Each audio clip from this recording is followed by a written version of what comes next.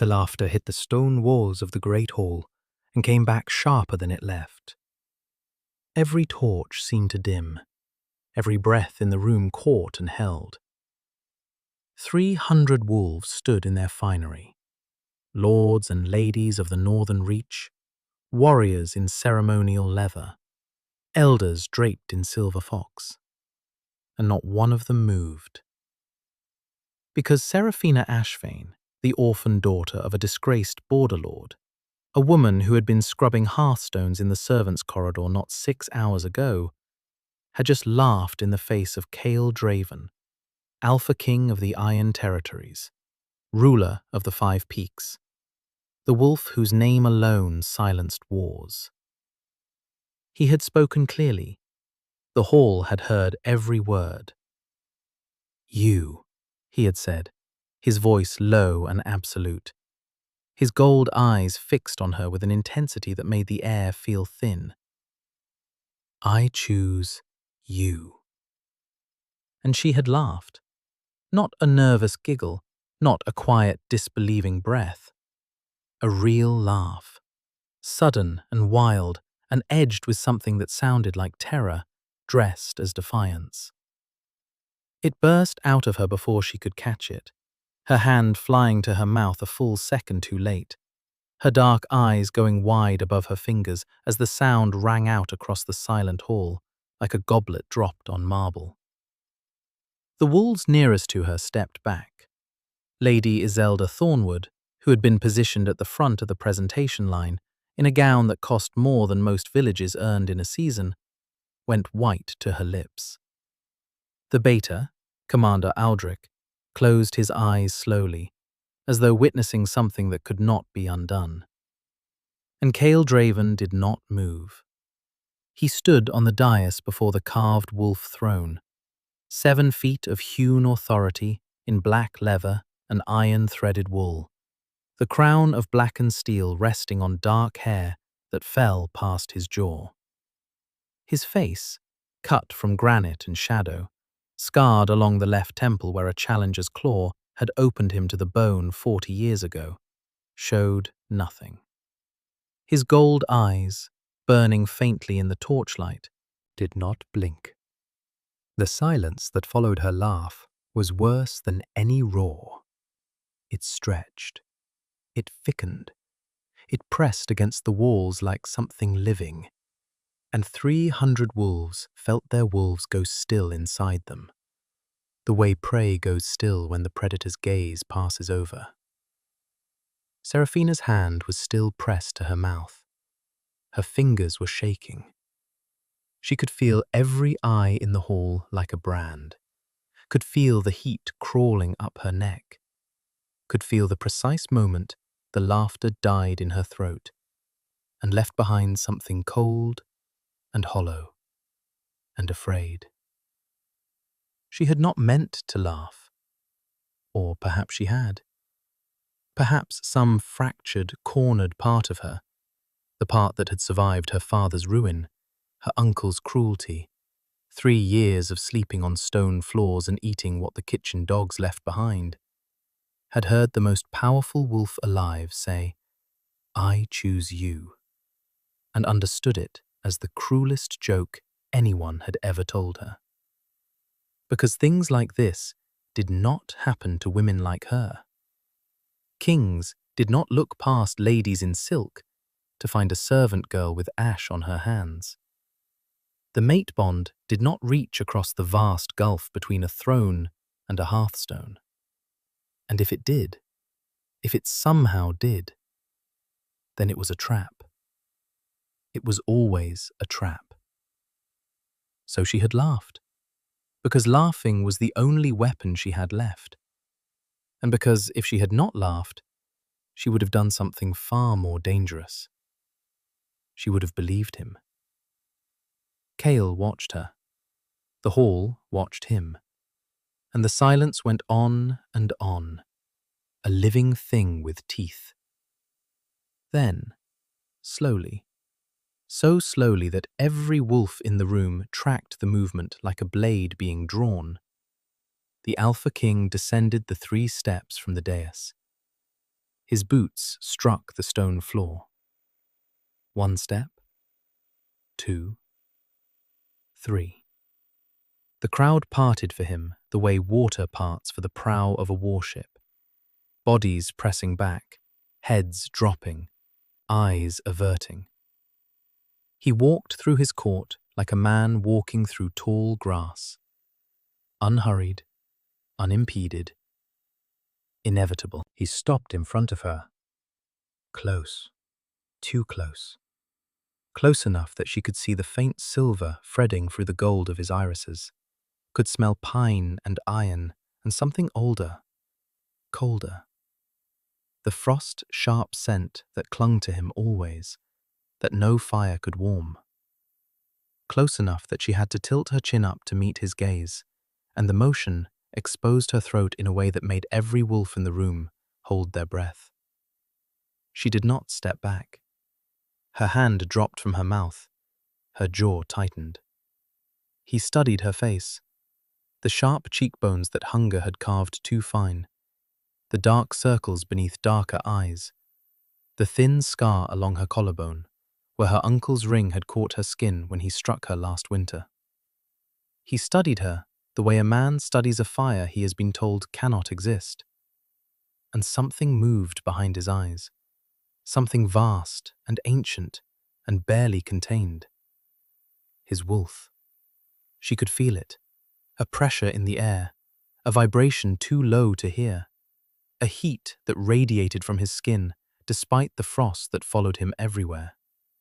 His wolf was pressing against the surface, and his wolf was not angry. His wolf was certain.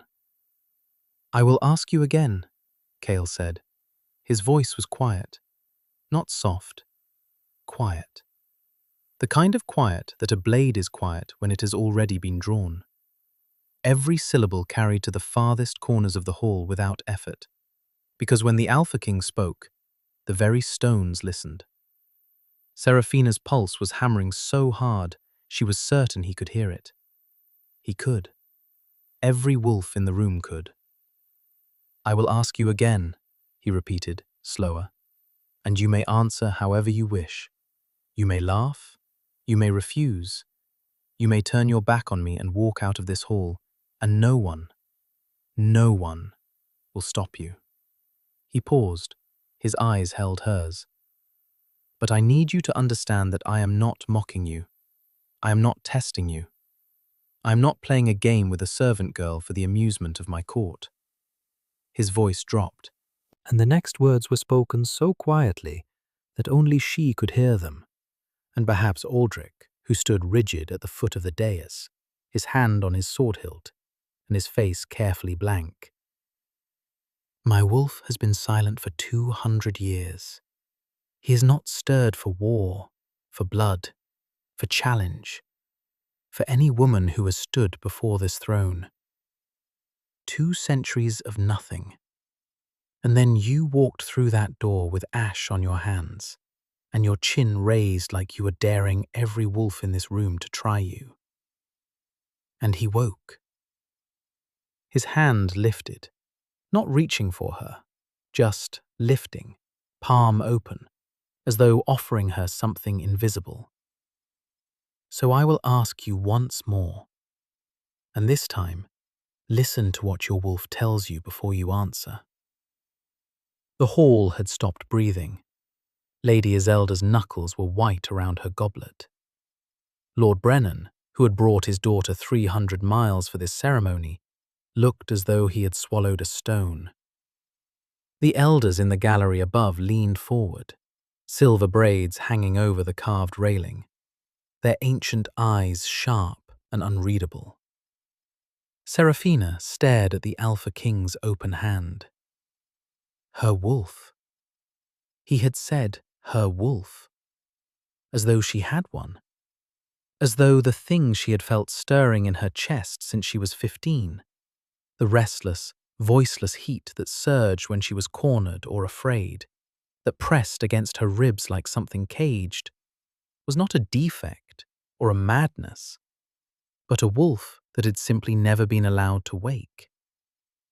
She had never shifted. Omegas rarely did. Her uncle had told her it was because she was broken, because her father's disgrace had thinned the blood, because she was barely wolf at all. She had believed him, because believing him was easier than believing the alternative, that something inside her was waiting, and that its patience was not weakness. "I do not have a wolf," she said. Her voice was steady, barely. "You do," Kale said. "I can feel her." Something cracked in her chest. Not pain, not quite. The ghost of a sensation she had been pressing down for years. She did not take his hand. "If I say yes," she whispered, "and tomorrow you realize what I am, what I actually am, I will be the one who suffers for it. Not you. You are a king. I am no one." "Laughter was mercy, Your Majesty. If I had let myself believe you, and you had taken it back." She stopped, swallowed. Her eyes were bright, but she did not cry. She had stopped crying when she was 14. It was not a choice she remembered making. "It would have killed me," she finished quietly. "So I laughed." Kale Draven looked at her for a long moment. The torchlight caught the frost along his jaw. Always there, always cold. The visible edge of the curse that had claimed him 2 centuries ago. The frost of Ashenmore. A punishment from a witch whose name had been struck from every record, cast upon him for a transgression no one alive remembered. It had stolen his warmth, his sleep, his ability to feel anything but duty and cold. For 200 years, the Iron Territories had been ruled by a king who could not feel his own heartbeat. Until tonight. "Then I will not take it back," he said, "and you will not need to laugh." He lowered his hand. He did not push. He did not command. He stood before her in a hall full of wolves who expected him to claim, to command, to conquer, and he waited. It was the waiting that broke her, not his words, not his power, not the impossible pressure of the mate bond that she could feel now, humming between them like a wire pulled taut, resonating in a place behind her ribs she had never been able to name. It was the fact that he, the Alpha King, the wolf who could have simply taken, chose to stand still and let her decide. No one had ever let her decide anything.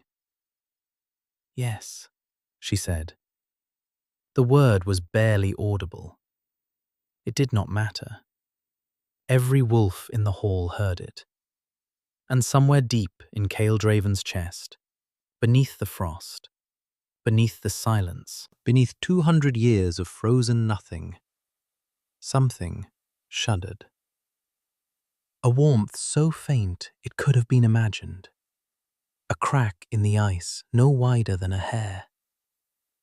His wolf howled. Not out loud. Inside. A sound that shook through the bond like thunder felt through stone. And Serafina gasped, because she felt it too. Felt him. A vast, ancient presence pressing against hers with a desperate, almost frightened hunger that had nothing to do with dominance and everything to do with recognition. "Found you. Finally. Found you." Commander Aldrich's voice cut through the silence like a blade. "The king has chosen. The court will witness." It was not a question. It was not a request. The Beta's dark eyes swept the hall with the flat, measured assessment of a man who had served this throne for a century and a half, and who understood exactly what had just happened, and what it would cost. Lord Brennan opened his mouth, and Aldrich's gaze found him, and Lord Brennan closed his mouth. Lady Iselda's goblet hit the floor. Wine spread across the stone like blood. And in the gallery above, Lady Morena Voss, Cale's late mother's closest adviser, the woman who had governed the court in all the ways a frozen king could not, the woman whose white-knuckled grip on the railing was the only sign that something inside her was quietly, furiously calculating, watched the servant girl with ash-stained hands standing before the wolf throne, and smiled. It was not a kind smile. The days that followed were a siege dressed as ceremony. Seraphina was moved from the servants' quarters to the East Tower, the Luna's chambers, untouched for 2 centuries, the bed still made with linens that smelled of lavender and dust. A maid named Elara, small and dark-eyed and quiet, was assigned to attend her. Elara brought her tea without being asked and warned her, on the second morning, that Lady Morena had requested a private audience with the king. "About me," Seraphina said. Not a question. Elara hesitated, then nodded. What did she say? That the court cannot accept an Omega as Luna, that the bloodlines must be preserved, that if you are presented at the formal claiming ceremony, 3 of the 5 Peaks lords will withdraw their alliance. Seraphina absorbed this the way she absorbed blows, with stillness, and with the quiet internal accounting of a woman who had learned to calculate the weight of every threat before it landed. And what did the king say? Elara's mouth twitched, just barely. He said, "Then I will rule 4 Peaks." Something warm flickered in Seraphina's chest. She pressed it down. Hope was the most dangerous thing she could feel right now, and she knew that Morena Voss was not the kind of enemy who announced her intentions and then waited. She was right. On the 4th night, Seraphina found Cale in the library. She had not gone looking for him. She had gone looking for a book, any book, something to fill the hollow hours between dusk and the sleep that would not come, and had found the Alpha King instead, sitting in a chair before a fire that gave no heat, his crown set aside on the table, his head bowed, his hands gripping the armrests with a force that had cracked the wood. The frost was worse tonight. It climbed his throat like ivy, tracing the veins beneath his skin in silver-white lines that pulsed faintly in the firelight.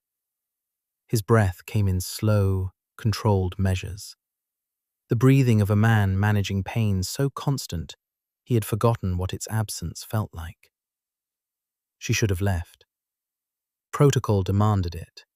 Self-preservation screened it. She pulled a chair beside his and sat down. He did not lift his head. "You should not be here," he said. His voice was rough, strained, the voice of a man holding something enormous at bay. "You should not be alone," she answered. Silence. The fire crackled. The frost on his skin pulsed. "Does it hurt?" she asked. "Always." "Does it get worse?" A pause. Longer than the question warranted. "It is getting worse now, these past days, since—" He stopped. She understood. Since he had felt something. Since the bond had cracked through the frost and let in a sliver of warmth. The curse was fighting back. The closer he came to feeling, the harder the ice pressed down. "The witch who cast it," Seraphina said carefully. "What did she want?" "For me to suffer." "No, what did she want? Suffering is a method. What was the purpose?" He lifted his head then, looked at her. and she saw something cross his face that she suspected no one had seen in 2 centuries. Surprise. Genuine, startled surprise, as though she had reached into a locked room and touched something he had forgotten was there. "No one has ever asked me that," he said. "Then no one has been paying attention." The corner of his mouth moved. Not quite a smile. The ghost of one, buried under 200 years of ice. "She wanted me alone," he said quietly. "The curse does not merely freeze, it isolates. No warmth, no sleep, no connection that does not turn to pain. Everyone who has touched me with affection, advisors, companions, the few who tried, felt the frost spread to them within days. They pulled away, all of them, eventually." He looked at the fire. "She wanted me to rule a kingdom I could never belong to stand among my people and feel nothing, to live forever and never live at all." Serafina reached out and placed her hand over his on the cracked armrest. The frost bit into her palm instantly. Sharp, vicious, a cold that went deeper than skin and pressed against her bones like teeth.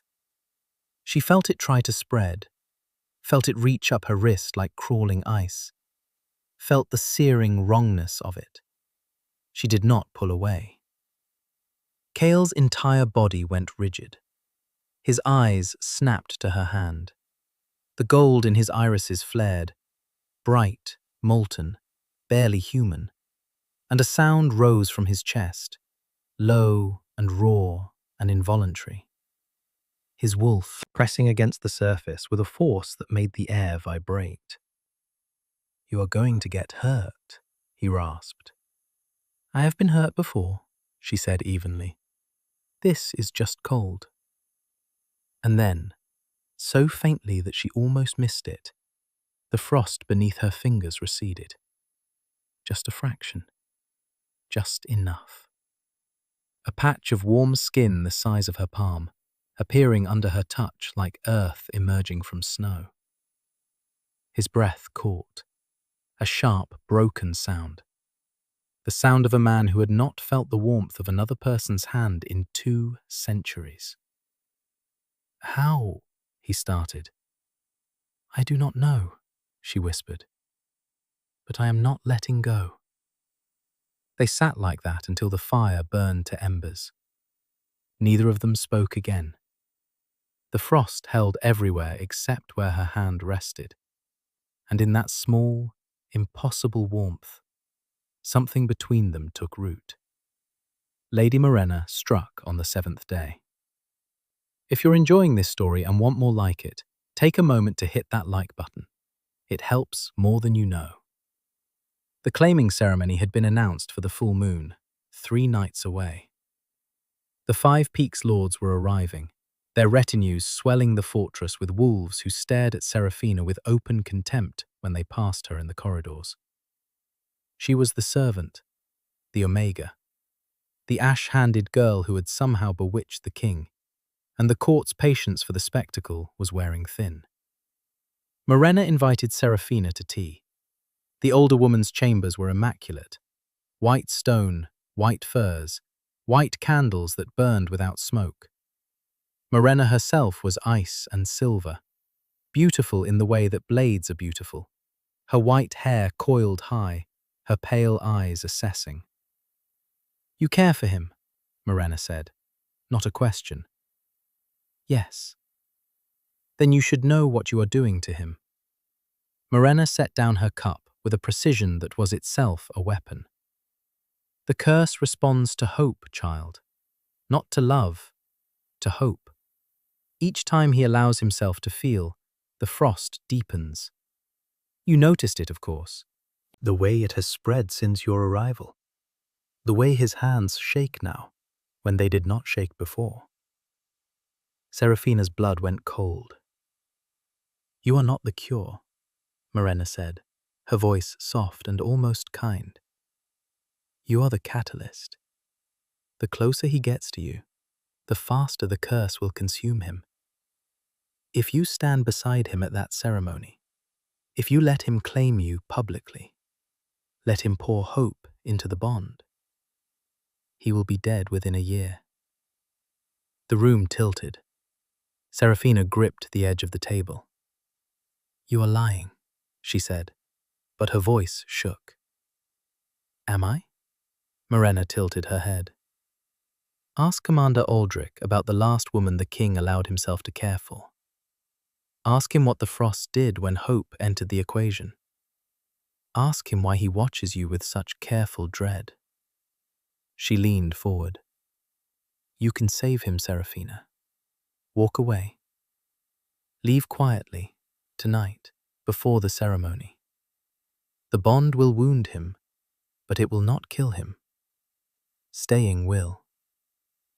Serafina left Morena's chambers with her hands shaking and her vision blurred, and the taste of iron on her tongue where she had bitten the inside of her cheek to keep from breaking. She found Aldrich in the training yard. She asked him. His face told her the answer before his words did. "The frost accelerated after you arrived," he said quietly. "I have served him for 150 years. I have never seen it move this fast." "Is she right? That it will kill him?" Aldrich was silent for a long time. "I do not know what will kill him," he said finally. "But I know that he was surviving before you came. He was not living, but he was surviving. And now—" He stopped. His jaw worked. "Now he sleeps. For the first time in 2 centuries, he closes his eyes and sleeps. And every morning, the frost has covered more of him than the night before." Serafina stood in the courtyard in the cold mountain air and felt the world narrow to a single, impossible point. She could leave. She could walk out of the fortress tonight, sever the bond, take the pain herself. And he would survive. Frozen, alone, but alive. Or she could stay and love him and kill him. She went to the library. She did not go to find him. She went to find answers. The books were ancient. Wolf histories, curse treatises, accounts of bond magic that predated the Five Peaks Alliance. She read until her eyes burned, until the candle guttered and she lit another, until the words blurred and reformed, and one passage, handwritten in the margin of a crumbling text on mate-bond resonance, made her stop breathing. The frost of Ashenmoor feeds on withheld love. It is not broken by the absence of hope, but by the fullness of acceptance. The curse was designed to make its victim believe that love would destroy him, and in believing, to ensure he never allowed it close enough to heal. She read it again, and again, and the shape of Morena's manipulation became suddenly, terrifyingly clear. Morena had not been trying to save the king. She had been maintaining the curse. The claiming ceremony erupted into chaos before the first words were spoken. Serafina walked into the great hall in a gown of midnight blue. Ilara's doing, sourced from a place the maid would not name, with her dark hair unbound and her chin raised and her eyes carrying a fire that 300 wolves could feel from across the room. Kale stood before the throne. The frost had reached his jaw. His eyes blazed gold through the silver creeping across his face, and his hands, visible to everyone, trembled with a fine, constant tremor. Morena stood at the foot of the dais, flanked by 2 of the Five Peaks lords. Her expression was composed, expectant. The expression of a woman who was certain the girl would not come.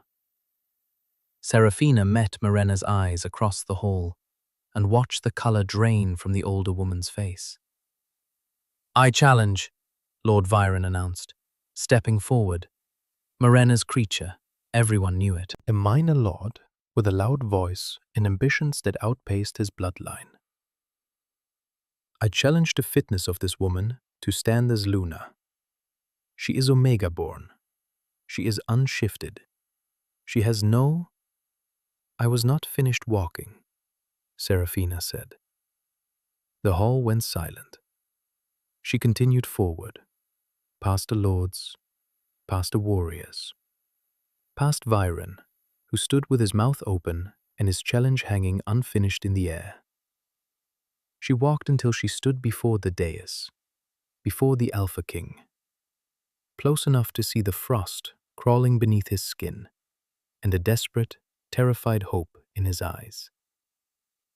The curse feeds on withheld love, she said. Not to him, to the hall. Her voice carried the way truth carries, not loudly, but completely.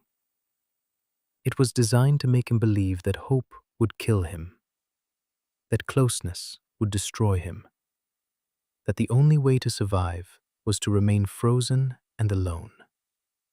And for 200 years, someone in this court has made certain he believed it. She turned to face Morena. The silence was absolute. You knew, Seraphina said quietly. You knew what broke the curse, and you fed him the opposite. Every time someone got close, you whispered that the frost was worsening because of them. You made certain he pushed them away.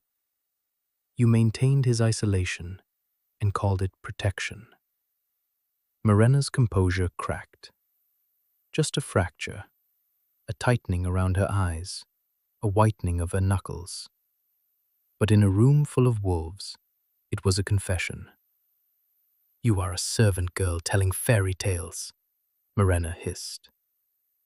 And you are a curse keeper, telling a king that love is poison. Seraphina's voice did not rise. It did not waver. I found the text, Lady Morena. The original curse smith's notes, hidden in the margins of a book in his own library. A book that someone deliberately misshelved in a section on territorial law, where no one would think to look. Kale's voice came from behind her, low, shaking, not with cold. Morena. One word. Her name. And the way he said it, the weight of 200 years of trusted counsel, of quiet conversations in frozen rooms, of a woman he had believed was the only person who stayed, carried more devastation than any roar. You told me it would pass, he said. Every time. You told me to be patient, to endure. You told me the frost was simply my burden, and that allowing anyone close would worsen it. His voice cracked on the last word like ice splitting. I believed you. Morena's chin lifted. I kept you alive. You kept me frozen. The hall erupted. Shouts, snarls, the sound of 300 wolves processing a betrayal that reordered everything they understood about the last 2 centuries. Aldrich's hand was already on Morena's arm, his grip iron, his face carved from stone. But Seraphina was not watching Morena. She was turning back to Kale. She was climbing the 3 steps of the dais.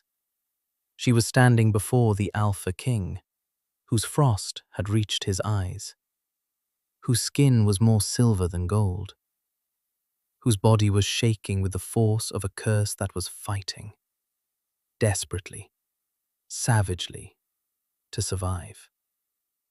She placed both hands on his face. The frost shrieked. She felt it. A sound beyond hearing.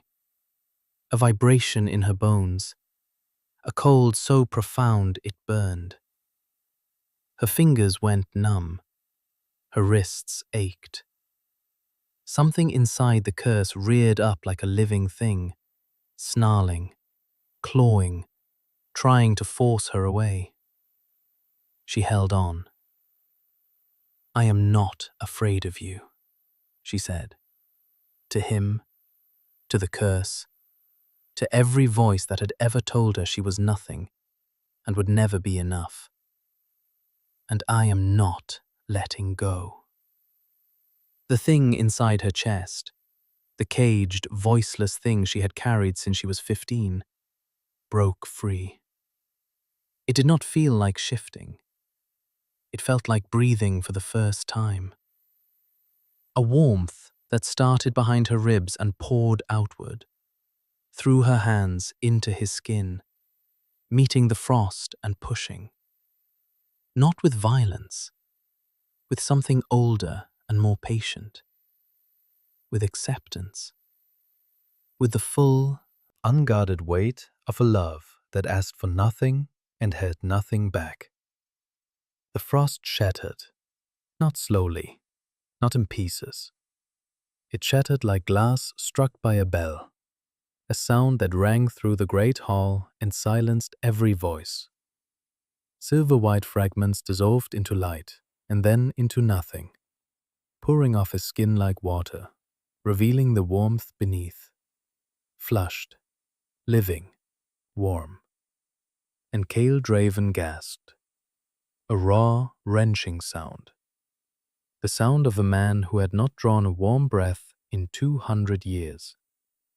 His hands came up, shaking, bare, frost-free, and gripped her wrists, and his eyes were gold again, pure, burning gold, and they were wet.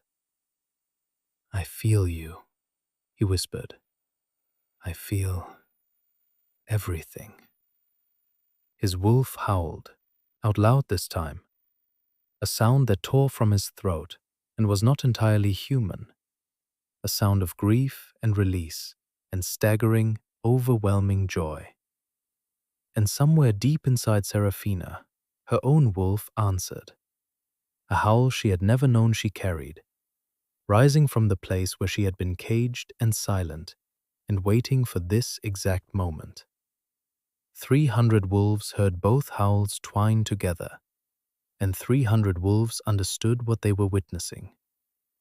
Cale pulled her against his chest. His skin was warm. His heart was pounding. She could feel it against her cheek, rapid and strong and alive. And he was shaking, but not from cold.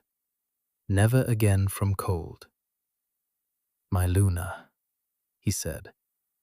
The words broke on the way out. "My mate. My Seraphina." He turned to face the hall. She stood beside him, her hands still trembling, her wolf still singing in her chest, her dark eyes bright with tears she had not shed in 9 years. "Your Luna," Cale said to his court. His voice carried the way it always had, absolute, unquestionable. But there was something new in it now. Warmth. "Any wolf who cannot accept that may leave my territory tonight." No one moved. Then Aldrich knelt, one knee, fist over his heart, head bowed. The first to kneel for a new Luna in 2 centuries. The hall followed. 300 wolves dropping to their knees like a wave, and the sound, leather and fur and iron and bone meeting stone, was the sound of a world reordering itself around a woman who had once scrubbed hearthstones and laughed at a king because she was too afraid to believe. Morena was led away in chains, her face blank, her silence more damning than any confession. The 5 Peaks lords who had supported her recanted before morning. 3 months later, the gardens bloomed. Not slowly, not cautiously. The morning after the last frost melted from the fortress walls, green shoots pushed through earth that had been frozen for 2 centuries. And within weeks, the courtyard was a riot of wildflowers. Foxglove and heather and deep blue gentian climbing the stone walls as though they had been waiting and simply needed permission. Seraphina stood on the balcony of the Luna's chambers. Her chambers now, warm and bright, the linens replaced, the windows thrown open to let in the mountain air that no longer carried the bite of unnatural cold, and watched the sunrise paint the 5 peaks in gold. Cale's arms came around her from behind. Warm. His skin was always warm now, and the wonder of it had not faded. The way he pressed his face into her hair and breathed, the way his hands found her waist and simply rested there, the way he stood in sunlight and closed his eyes and let it reach him. A letter arrived, he murmured against her temple. From whom? Your uncle. She went still. He felt it, through the bond, through his hands, through the sudden tightness in her shoulders. He writes to beg an audience, Cale said. His voice was neutral in the way a sheathed blade is neutral. He has heard what you have become. He wishes to apologize. He wishes to assure the crown that his treatment of you was, how did he put it? A regrettable misunderstanding born of difficult circumstances. Seraphina was quiet for a moment. Then she laughed. Not the wild, frightened laugh of a cornered woman in a hall full of wolves. A real laugh. Warm and low and edged with something that might have been pity and might have been justice, and was mostly just the sound of a woman who no longer needed to be afraid of anything. Burn it, she said. Cale pressed a kiss to her temple. Already done. Below them, in the courtyard, the first wolf pups of the new spring chased each other through the gentian, and the fortress that had stood in frost for 2 centuries rang with a sound it had almost forgotten. Laughter. Real laughter. The kind that echoes off warm stone and does not come back sharper. The kind that stays. So tell me, where are you listening from tonight? Drop your answer in the comments. I love hearing from all of you. And if this story made you feel something, share your favorite moment below. If you are not subscribed yet, come join us. There is so much more to come.